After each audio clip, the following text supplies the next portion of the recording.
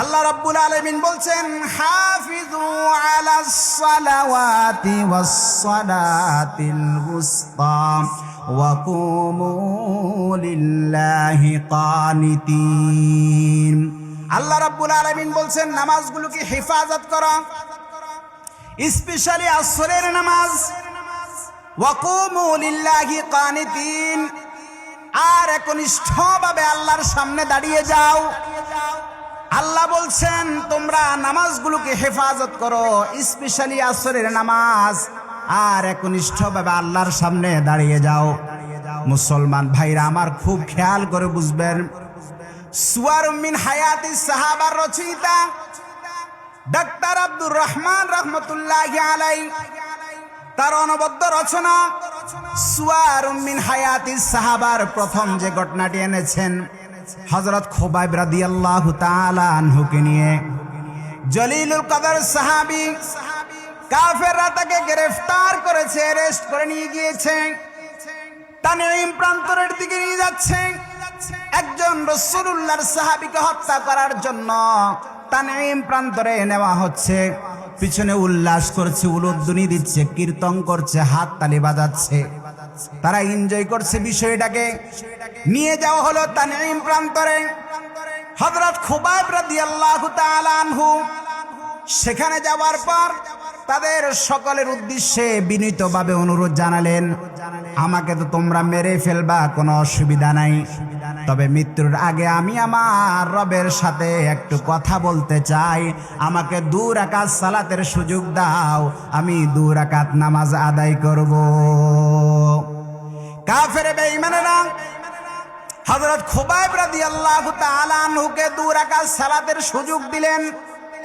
হযরত খুবাইব রাদিয়াল্লাহু তাআলা আনহু নামাজে দাঁড়িয়ে গেলেন, তো এত একাগ্রতার সাথে দাঁড়ালেন, এত বিনয়ের সাথে দাঁড়ালেন, একটু পরে যাকে মৃত্যুদণ্ড দেওয়া হবে তার চেহারার মধ্যে সামান্যতম টেনশন ফুটে উঠে নাই। কাফেররা আশ্চর্য হয়ে গেল যে একটা মানুষ মৃত্যুর আগেও তার রবের সামনে এত একাগ্রতার সাথে দাঁড়াতে পারে নাকি। হযরত খুবাইব রাদিয়াল্লাহু তাআলা আনহু এত একাগ্রতার সাথে, এত বিনয়ের সাথে নামাজে দাঁড়ালেন, রুকু সেজদা কিয়াম এত বিনয়ের সাথে করলেন, এত একাগ্রতার সাথে করলেন যে একটু পরে যাকে মৃত্যুদণ্ড দেওয়া হবে সামান্যতম টেনশন তার চেহারায় ফুটে ওঠে নাই। কাফেররা আশ্চর্য হয়ে গেল। এই কথা চিন্তা করে করে, আল্লাহ যদি সত্য না হতো, লা ইলাহা ইল্লাল্লাহ যদি সত্যি না হতো, তাহলে কোনোদিন কোনো মুসলমান তাদের রবের সামনে এত একাগ্রতার সাথে দাঁড়াতে পারত না। কাফেররা আশ্চর্যান্বিত হয়ে গিয়েছে। হযরত খুবাইব রাদিয়াল্লাহু তাআলা আনহু এত একাগ্রতার সাথে দাঁড়ালেন, ডানে কোনো চিন্তা নাই, বামে কোনো চিন্তা নাই, পিছনে কোনো চিন্তা নাই। একটু পরে যাকে মৃত্যুদণ্ড দেওয়া হবে, আফদে মস্তকে, বডি ল্যাঙ্গুয়েজে, চেহারায় সুরতে কোথায় তার লেজ মাত্র খুঁজে পাওয়া যাচ্ছে না, এত একাগ্রতা নিয়ে রবের সামনে দাঁড়িয়েছে। কাফেরদের মধ্যে একজন টকবকে যুবক ছিল, যার নাম হলো সাঈদ ইবনে আমের। এখনো ঈমান আনেন নাই, কুফরির মধ্যে লিপ্ত রয়েছে। বাড়ি ফিরে গেলেন, রাত্রিবেলা ঘুমানোর জন্য বালিশের মধ্যে মাথা রাখলেন, ঘুম আসে না। বারবার তার চোখের সামনে হযরত খুবাইবের কিয়াম, হযরত খুবাইবের রুকু, হযরত খুবাইবের সেজদার দৃশ্যটা তার চোখের মধ্যে ফুটে ওঠে, ঘুম আসে না। সারা রাতে ভাবে পার করে দিলেন। একবার শুই, আবার বসে, আবার দাঁড়ায়, আবার কিয়াম করেন। সকাল হতে দেরি হয়েছে, মুহাম্মদুর রাসূলুল্লাহ সাল্লাল্লাহু আলাইহি ওয়াসাল্লামের দরবারে হাজিরা দিতে দেরি হয় নাই। গিয়ে বলে, ওগো পয়গম্বর, হযরত খুবাইবের নামাজ দেখে আমি বুঝে নিয়েছি, আল্লাহ তাআলা যদি সত্য না হতো, লা ইলাহা ইল্লাল্লাহ যদি সত্য না হতো, তাহলে কোনোদিন কোনো মুসলমান তাদের রবের সামনে এত একাগ্রতার সাথে দাঁড়াতে পারতো না। ওগো পয়গম্বর আমি বুঝে নিয়েছি এটাই সত্য, এক্ষুনি আমাকে কালিমা পড়ে মুসলমান বানিয়ে নিন। লা ইলাহা ইল্লাল্লাহু মুহাম্মাদুর রাসূলুল্লাহ। পয়গম্বর বললেন পড়ো, আশহাদু আল্লা ইলাহা ইল্লাল্লাহু ওয়া আশহাদু আন্না মুহাম্মাদান আবদুহু ওয়া রাসূলুহু। মুসলমান ভাইরা আমার, এটাই হচ্ছে মুসলমানদের নামাজ, যে একজনের নামাজ দেখে আরেকটা কাফের মুসলমান হয়ে গেল। জোরে বলেন না আল্লাহু আকবার। আজকে মুসলমান নামাজ পড়ে না, সেই যেই নামাজের জন্য রাসূলুল্লাহ সাল্লাল্লাহু আলাইহি ওয়াসাল্লাম এত নির্দেশ দিয়েছেন। আল্লাহ রাব্বুল আলামিন এতবার বললেন, রাসূলুল্লাহ সাল্লাল্লাহু আলাইহি ওয়াসাল্লাম নামাজের জন্য এত কথা বলে গেলেন, সেই উম্মাহ নামাজ পড়ে না। এজন্য বলেন নামাজ পড়ার দরকার আছে কি নাই? আর একটু চিল্লা বলেন নামাজ পড়ার দরকার আছে কি নাই? এ মুসলমান, আলোচনার দীর্ঘায়িত করব না। এই নামাজের সাথে যাদের সম্পর্ক বড় গভীর হয়, আল্লাহ ওয়ালাদের দরবারের জুতা যারা বহন করে, এরা নামাজ পড়লে নামাজের মধ্যে নামাজের মাওলাকে দেখতে পায়। দরসখন মাখফিন মানমচু বুয়ে গুল দরবারগে গোল হারকে দিদান মাইলে দারাদ দরসখন বিনদ মুরা হারকে দিদান মাইলে দারাদ দরসখন বিনদ মুরা। এ মুসলমান, এই নামাজ পড়ে নামাজের ভিতরে যদি নামাজের মাওলাকে খুঁজে বের করতে চাও, তাহলে শুধুমাত্র কেবলমাত্র কলেজ আর ভার্সিটিতে পড়লে হবে না, মাদ্রাসার ভিতরে পড়লে হবে না। মাদ্রাসায় পড়ার পরে তোমাকে আল্লাহ ওয়ালার সোহবতে থাইকা ইন্টারনি করা লাগবে।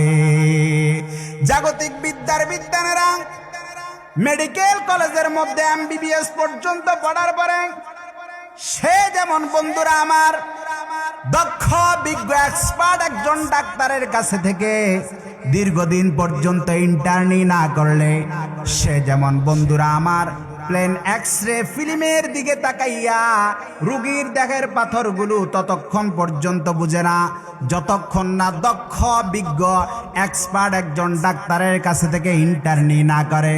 ঠিক তদ্রূপভাবে মুসলমান যতই পড়াশোনা করো, আল্লাহ ওয়ালার সোহবতে থাইকা ইন্টার্নি না করলে এই নামাজ পড়ে নামাজের ভিতরে নামাজের মাওলাকে খুঁজে পাওয়া যায় না। তামান্না দর্দ দিল কি হো तू कर खिदमत फकीरों की नहीं मिलता है ये गौहर पा देशाहूं की खजीनों में। तमन्ना दर्द दिल की हो, तमन्ना दर्द दिल की हो तू कर खिदमत फकीरों की नहीं मिलता है ये गौहर पा देशाहूं की खजीनों में। न पूछ उन्हें खैर कपूशू की अकीदत हो तू देख उनको यादे बैजा लिए बैठे है अपने आस्तीनों में। यादे बैजा लिए बैठे है अपने आस्तीनों में। এজন্য মুসলমান ভাইরারে আমার মসজিদের সাথে সম্পর্ক রাখার দরকার আছে কি নাই? একটা আওয়াজ করে বলেন মসজিদের সাথে সম্পর্ক রাখার দরকার আছে কি নাই? মাদ্রাসার সাথে সম্পর্ক রাখার দরকার আছে কি নাই? মুসলমান ভাইরা আমার, আমাদের নামাজের এই কন্ডিশন কেন? আমরা অনেকে তো আছি 60-70 বছর হয় নামাজ পড়ি।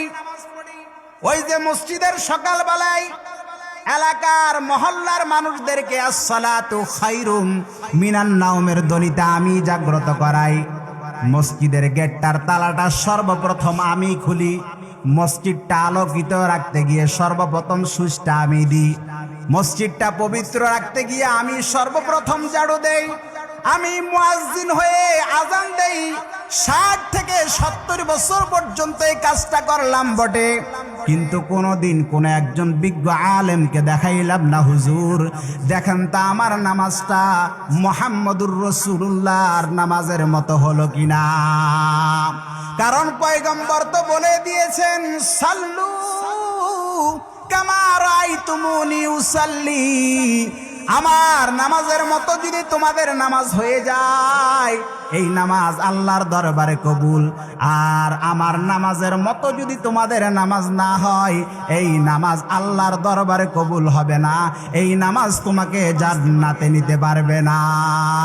এ মুসলমান একটা আওয়াজ করে বলুন, আমার নামাজ তো আমাকে বেপরদা নারী থেকে ফিরাইতে পারছে না, আমার নামাজ তো আমাকে নাচ গান বেহায়াপনা থেকে ফিরাইতে পারছে না, আমার নামাজ তো আমাকে সুদ থেকে মুক্ত করতে পারছে না। 60 থেকে 70 বছর পর্যন্ত নামাজ পড়েন কিন্তু আপনার নামাজ আপনাকে ঘুষ থেকে মুক্ত করতে পারছে না, সুদ থেকে মুক্ত করতে পারছে না। যেই নামাজ আপনাকে দুনিয়াতে নারীর সাথে পর্দা করাইতে পারে না, যেই নামাজ আপনাকে ঘুষ থেকে মুক্ত করাইতে পারে না, যেই নামাজ আপনাকে নাচ গান থেকে ফিরাইতে পারে না, এই নামাজ কখনো আপনাকে আল্লাহর জান্নাতে নিতে পারবে না। ঠিক কি না? 60 থেকে 70 বছর পর্যন্ত নামাজ পড়ে, নামাজ পড়তে পড়তে কপালে দাগ ফেলাইছে, এই নামাজ তো তাকে গুনাহ থেকে বাঁচাইতে পারে না। যেই নামাজ তাকে দুনিয়াতে গুনাহ থেকে বাঁচাইতে পারে না, কথা বলেন এই নামাজ কি তাকে আল্লাহর জান্নাতে পৌঁছাইতে পারবে? একটা আওয়াজ করে বলুন, এই নামাজ কি তাকে জাহান্নামের আগুন থেকে বাঁচাইতে পারবে?